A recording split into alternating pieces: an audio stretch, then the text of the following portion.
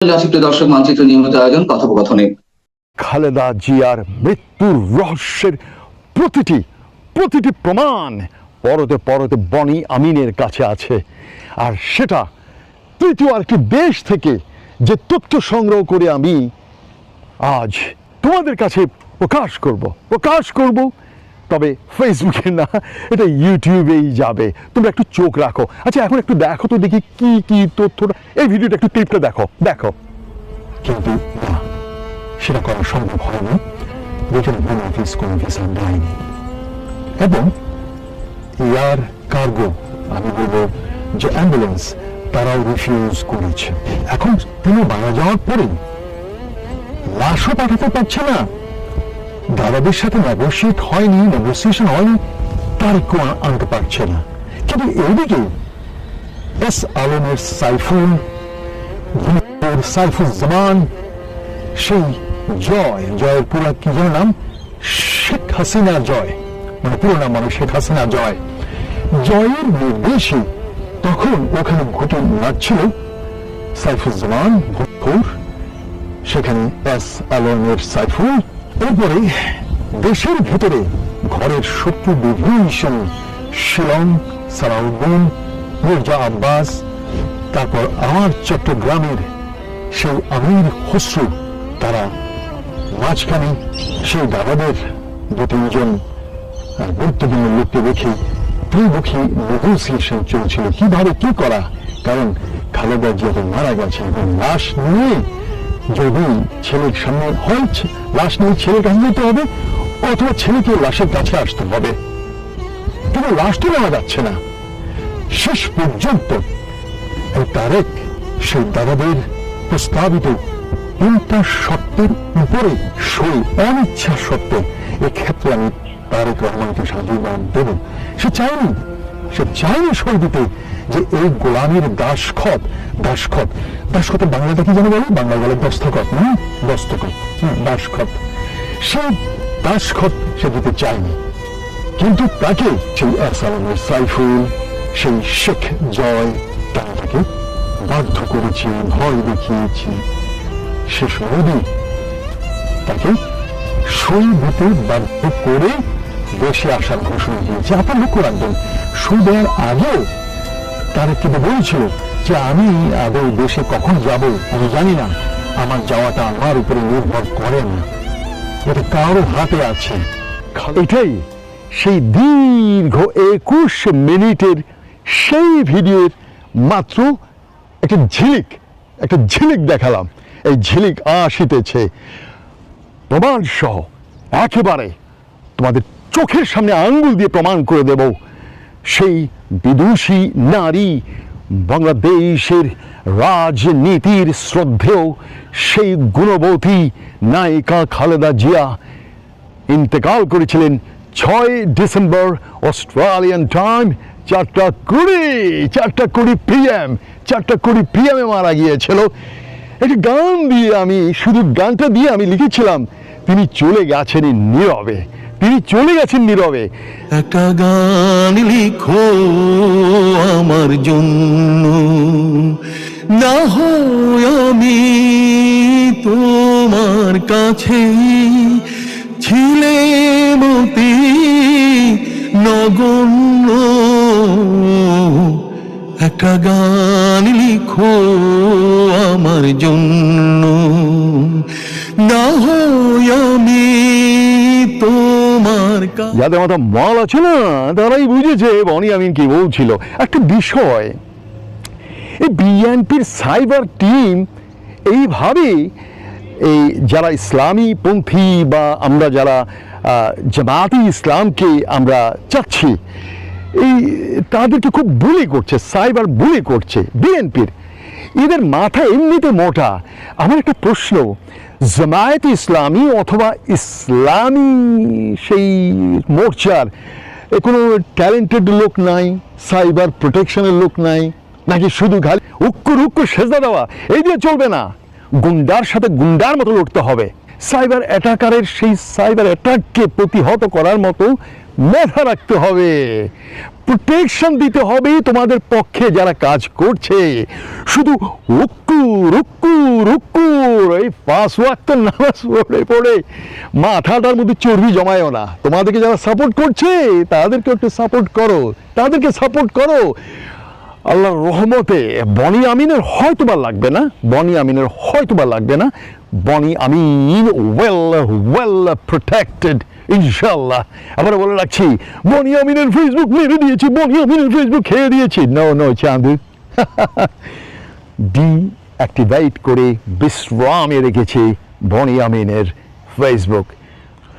আমার সেই নেতা জিয়াউর রহমান তিনি বলেছিলেন 1979-তে, I will make politics difficult।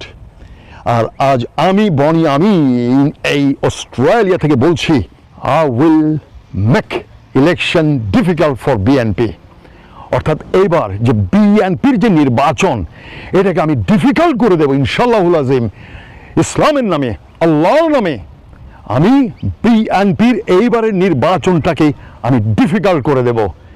তারা যে আবেগ, যে চেতনা, খালেদা জিয়ার লাশ নিয়ে যে ব্যবসা করছে, যে আবেগের ব্যবসা, এটা চলবে না, এটা চলবে না।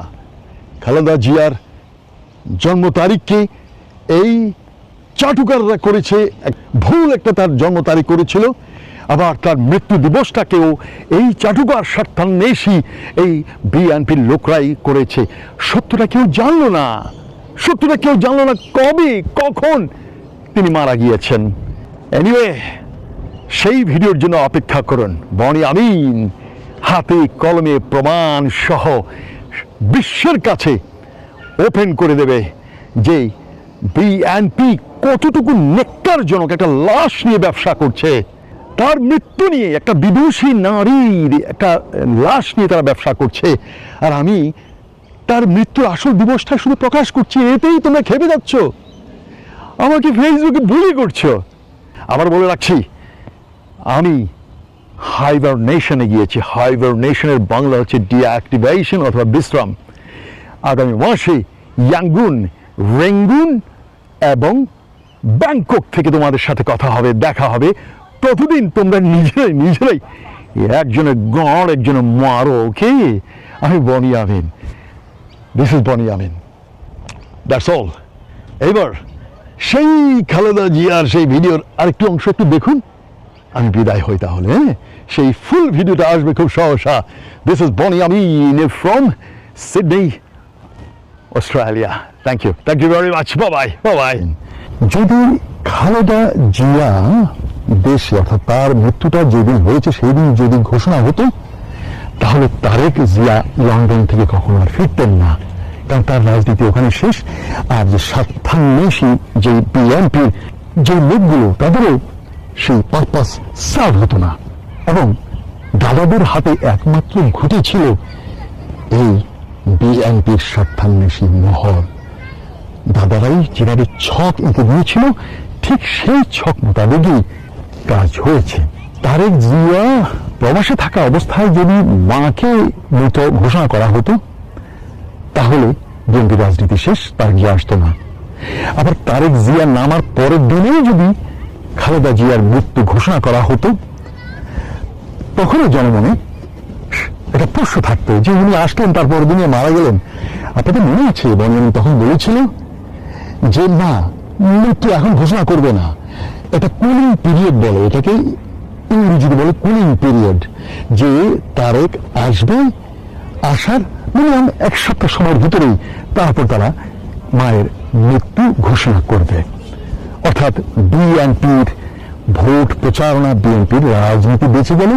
আপনারাও আর তারেককে কোনো দোষ দেবেন না যে না, মায়ের মৃত্যুর সময় ছেলে ছিল না। ঠিক আছে, মায়ের মৃত্যুর সময় এই যে অপবাদ, এই অপবাদ বাঁচিয়ে দেওয়া হলো। সম্মানিত দর্শক, সামনে যে নির্বাচন আসছে বা চলবে, এবং যদি সেটা হয়, সেক্ষেত্রে জামাতের হাতে খুব শক্তিশালী দুটো ট্রাম্প কার্ড আছে। আশ্চর্য দুটি তুরুপের তাস আছে, যে তুরুপের তাস এই মুহূর্তে অন্য কোনো দলের হাতে নেই। আচ্ছা, আপনারা একটু চিন্তা করেন তো নিজে নিজে, যারা এই রাজনীতির বিশ্লেষণ শুনেন বা ইউটিউবে বিভিন্ন কন্টেন্ট দেখেন, একটু চিন্তা করেন জাস্ট 1 মিনিটের মধ্যে এর কারণ হলো এই যে দুটো তুরুপের তাস আছে, দুটো ট্রাম্প কার্ড আছে জামাতের হাতে, যেটি বাংলাদেশের এই মুহূর্তে অন্য কোনো রাজনৈতিক দলের হাতে নেই, দুটো একসঙ্গে। তো সেটা কি হতে পারে? জাস্ট 1 2 3 4 চিন্তা করেন। আমি এই ভিডিওটি যখন বানালাম, এই হেডলাইনটি দেওয়ার সঙ্গে সঙ্গে কিন্তু আমার উইদিন 1 সেকেন্ডের মধ্যে কিন্তু আমার এই ধারণাটা চলে আসলো, চিন্তাটা চলে আসলো। যে চিন্তাটা চলে আসলো সেটা আপনাদের সাথে শেয়ার করছি। আর এই সময়টার মধ্যে আপনারা হয়তো ইতিমধ্যে চিন্তা করে ফেলেছেন যে জামাতের হাতে কোন দুটি তুরুপের তাস আছে, ট্রাম্প কার্ড আছে, যেটি দিয়ে আগামীতে রাজনীতির ময়দানে ভেলকিবাজি তারা দেখাবে। ভেলকিবাজি তো বুঝেন, সমস্ত লোকদেরকে বোকা বানানো, বেকুব বানিয়ে ফেলা। যেভাবে আমরা জাদু দেখি, বান দেখি, টোনামারা দেখি, ম্যাজিক যেটাকে বলা হয়, ম্যাজিক্যাল পাওয়ার। তো ম্যাজিক মূলত আসলে একটা কৌশল, একটি বৈজ্ঞানিক পন্থা। কখনো দেখা যাচ্ছে যে কোথাও কোনো রসায়ন হয়, অর্থাৎ আগুন জ্বলে গেল, এটা একটি কেমিক্যালের সাথে আর একটা কেমিক্যাল সেটিকে লাগিয়ে দেওয়া। বা ধরুন আপনি অদৃশ্য হয়ে গেলেন, আপনি আকাশে উড়ছেন, আপনাকে দ্বিখণ্ডিত করে ফেলা হলো। এই বিষয়গুলো যে হাতের কারসাজি, চতুরতা, এবং মানুষ বুঝতে পারে না, অর্থাৎ যে কাজটি করে তার এই কাজ করার এতটা দক্ষতা যে যারা দর্শক তারা মুহূর্তের মধ্যে বুঝতে পারে না যে আসলে কি ঘটছে। এই জন্য একটা ম্যাজিক বলা হয় একে। তো সেই অর্থে একটা নির্বাচন যদি সামনে হয়, সেই নির্বাচনে জামাত এমন কিছু করবে যেটি আপনি আমি বুঝতে পারবো না, করে ফেলবে, এবং যেটিকে বলা হচ্ছে ম্যাজিক্যাল পাওয়ার, আর বাংলায় ম্যাজিকের অর্থ ভেলকিবাজি। তৃতীয়ত যেটি হলো, প্রথমে তুরুপের তাস, এরপরে হলো ভেলকিবাজি। আমি একটু সময় নিচ্ছি এই কারণে, সো দ্যাট কোন দুটি তুরুপের তাস তাদের হাতে আছে এটা নিয়ে আপনি একটু চিন্তা করার সময় পান। তো তুরুপের তাস নিয়ে বলবো, ভেলকিবাজি নিয়ে বলবো, আর থার্ড যেটা বলবো সেটা হলো যে জামাত যে সামনের নির্বাচন যেটি করবে সেটি একটা ম্যাটিকুলাস ডিজাইনের অধীনে তারা এই কাজটি করবে, এবং that will B a new meticulous design. New meticulous design বললাম এই কারণে যে আপনারা জানেন যে গত যে বিপ্লবটি বা গণ অভ্যুত্থানটি, জুলাই আগস্ট আন্দোলনটি, এটির নেতৃত্বে ছিল জামাত। ডক্টর মোহাম্মদ ইউনূস, মাহফুজ, অথবা ধরুন জনাব তারেক রহমান সাহেব, বিএনপি, আরো অনেক দল এটার ক্রেডিট নেওয়ার জন্য বা অনেকে তাদেরকে ক্রেডিট দেওয়ার জন্য যত কথাই বলুক না কেন, নিষ্ঠুর এবং নির্মম বাস্তবতা হলো যে এই যে আন্দোলনটি, এটিকে দানা বাঁধানো, এটিকে লালন পালন করা এবং এটাকে পূর্ণতা দেওয়ার জন্য যে একটা পরিকল্পনা, সেটি প্রায় 1.5-2 বছর আগের থেকে জামাত করছে। 2 বছর আগের থেকে, অর্থাৎ সে ধরুন 2024-এর আগস্ট মাসে যদি এটা হয়ে থাকে, তাহলে এটা 2022 সনের আগস্ট মাসে তারা এটা শুরু করেছে। আর এটার জন্য তারা যে পরিকল্পনা, সিদ্ধান্ত তারা নিয়েছে আরো অনেক আগের থেকে, 10 বছর আগের থেকে, মোর দেন 10 ইয়ার্স, যে তারা এরকম একটি কাণ্ড ঘটাবে। এজন্য তারা শিবিরকে শক্তিশালী করেছে, নিজেদেরকে শক্তিশালী করেছে, এবং এটা যদি ফেল করে তাহলে সম্ভাব্য ক্ষয়ক্ষতি কি হবে সেটা মেনে নেওয়ার মতো মন মানসিকতা তারা অর্জন করেছে। তারপর যদি ফেল করে বিকল্প কি করা যেতে পারে, এমনকি সশস্ত্র যুদ্ধ তারা করবে, এই ধরনের কথাও মানে তাদের মধ্যে ছিল। যদি তারা ফেল করে তারা অস্ত্র হাতে যুদ্ধ করবে, গেরিলা যুদ্ধ করবে। তো এই যে জামাতের যে ম্যাটিকুলাস ডিজাইন, সেটা তো সফল হয়েছে। তো সেই সফলতার প্রেক্ষিতে যদি সামনে নির্বাচনকে কেন্দ্র করে তারা আরেকটি ম্যাটিকুলাস ডিজাইন করে থাকে, that will B a new meticulous design, নয়া ম্যাটিকুলাস ডিজাইন। এই তিনটি বিষয় নিয়ে আলোচনা করবো। এখন প্রথমটাতে আসি। প্রথমটা হলো তাদের হাতে দুটো ট্রাম্প কার্ড একসঙ্গে আছে এই মুহূর্তে। প্রথম ট্রাম্প কার্ডটা হলো তারা সম্প্রতি মুক্তিযুদ্ধ নিয়ে রাজনৈতিক দলগুলো যে ব্যবসা করে, নিজেদের দলে কজন মুক্তিযোদ্ধা আছে, কজন বীর প্রতীক আছে, বীর উত্তম আছে, কজন মুক্তিযোদ্ধার সন্তান সন্ততি পরিবার পরিজন দলের মধ্যে আছে, এটি নিয়ে বিএনপি এবং আওয়ামী লীগ যে গর্ব করতেন, জাতীয় পার্টি যে গর্ব করতেন, এবং এটা নিয়ে তারা নানা রকম ন্যারেটিভ তৈরি করতেন। এই জায়গাটি জামাত ছিল একেবারে শূন্য, তাদের কোনো পুঁজি ছিল না। কিন্তু সাম্প্রতিক সময়ে তারা দলের মধ্যে হিন্দুদেরকে স্থান দিয়েছে, প্রার্থীরূপে মেয়েদেরকে তারা পছন্দ করেছে, এবং একেবারে নামকরা মুক্তিযোদ্ধা, বেশ কয়েকজন নামকরা মুক্তিযোদ্ধাদেরকে তাদের দলে তারা ভিড়িয়েছে। এটা তাদের একটা 1 নম্বর তুরুপের তাস। এবং এই ধরনের মুক্তিযোদ্ধা যারা আছে তারা যখন জামাতের পক্ষে কথা বলবেন, জামাতের প্ল্যাটফর্মে দাঁড়িয়ে মুক্তিযোদ্ধার কথা বলবেন, এবং সেই প্ল্যাটফর্মে দাঁড়িয়ে আওয়ামী লীগ এবং বিএনপিকে গালাগাল দিবেন, খিস্তি খবর দিবেন, তখন ওটা শুনতে যে কত মজা লাগবে। মানুষ দলে দলে সেই কর্নেল অলি গিয়ে যদি এখন জিয়াউর রহমানের বিরুদ্ধে বলেন, তিনি যদি বলেন যে মানে যেটা কর্নেল অলি আমাকে বলেছেন, প্রেসিডেন্ট জিয়াউর রহমান কর্নেল অলিকে উস্তাদ ডাকতেন, শিক্ষক ডাকতেন, টিচার ডাকতেন, তাকে উস্তাদ, সারা জীবন উস্তাদ ডাকতেন।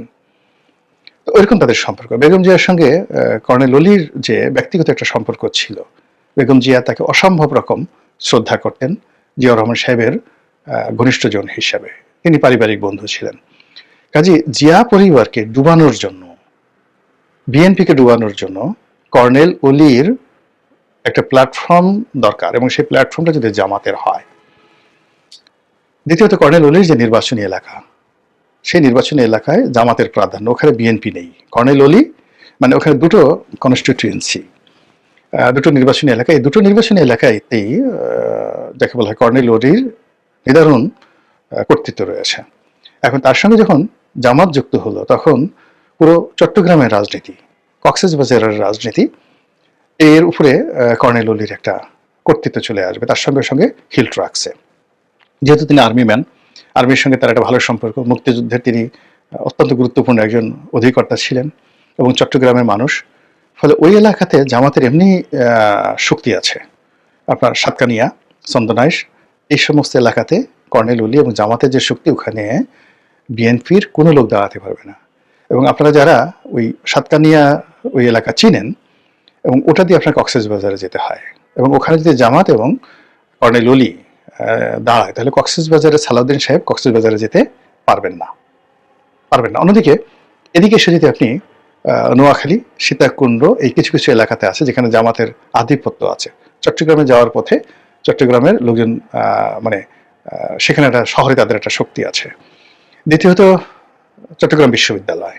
তৃতীয়ত, পার্বত্য অঞ্চলে তাদের সেই যে এই যে সাদিক কায়েম ঢাকা ডাকসুর ভিপি হয়ে আসছে। তো বান্দরবন, খাগড়াছড়ি, এইরকম গহীন এলাকাতে উপজাতিদের মধ্যে সেই জামাতের যে সাংগঠনিক শক্তি আছে, এটা শান্তি বাহিনীর চেয়ে কোনো অংশে কম নয়। তো সেই জায়গাতে কর্নেল অলি, মেজর আক্তারের মতো লোক এখানে যে আসছে, তারা মঞ্চে দাঁড়িয়ে যদি বিএনপিকে এবং আওয়ামী লীগকে ধুমসে গালাগালি দেয়, এগুলো শুনতে মানে মানুষ কি করবে, পালা গানের মতো সে শুনবে। বিচার গান যেভাবে শুনে, পালা গান যেভাবে শুনে, তারপরে ওই যে গাজীর গীত যেভাবে শুনে, এইভাবে কর্নেল অলি এবং মেজর আক্তার এরকম আরো 2-4 জন লোককে যদি জামাত বের করে, এবং যদি জামাত মনে করেন শাহজাহান ওমরকে বের করে নিয়ে আসে, ব্যারিস্টার শাহজাহান ওমরকে বের করে নিয়ে আসে, তো এরা যদি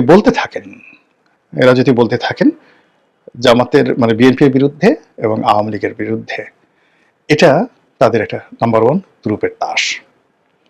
2 নম্বর তুরুপের তাস, এই 24-এর যে গণ অভ্যুত্থান, 24-এর যে আন্দোলন, এটা জামাত এবং এনসিপিকে বলা হতো যে জামাতের বি টিম। এনসিপি স্বীকার করেনি, কিন্তু এখন তাদের ঐক্য হয়ে গেছে। ফলে